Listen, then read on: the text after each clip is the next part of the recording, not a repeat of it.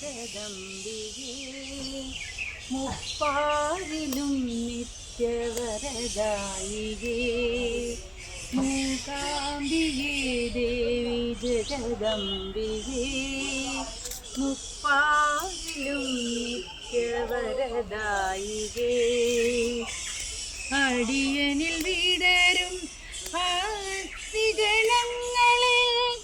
ആദരിക്കൂ ദേവി അനുഗ്രഹിക്കൂ മൂകാംബികേ ദേവി ജഗദംബികേ മുപ്പാരിലും നിത്യവരദായികേ മൂകാംബികേ ദേവി ജഗദംബികേ മുപ്പാരിലും നിത്യവരദായികേ.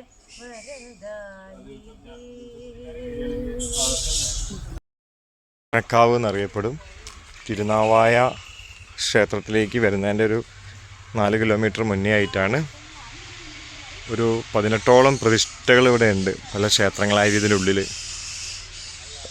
ഏറ്റവും രസകരമായ സംഭവിച്ചാൽ ഇത്ര സമയമായിട്ടും, ഒരു നട്ടുച്ച സമയമായിട്ട് 11 മണി 12 മണിയൊക്കെ ആയിട്ട് ഇവിടെ തണുപ്പാണ്. ഇവിടെ ഈ കാവ് വളരെ ആളുകൾ വരുന്നുണ്ട്, ക്ഷേത്രത്തിലേക്ക് ആളുകളൊക്കെ വരുന്നുണ്ട്.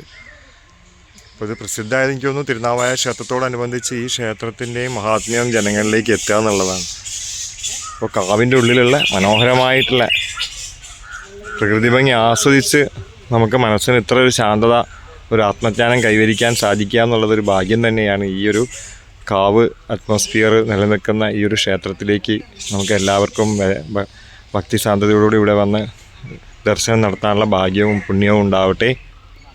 ചന്ദനക്കാവ് എന്നാണ് ഈ ക്ഷേത്രത്തെ അറിയപ്പെടുന്നത് കേട്ടോ. പുത്തനത്താണി വരുന്ന വഴിക്ക് കുറച്ച് ദൂരം വന്നാൽ ഇടതുവശത്താണ് ഈ സ്ഥലം സ്ഥിതി ചെയ്യുന്നത്.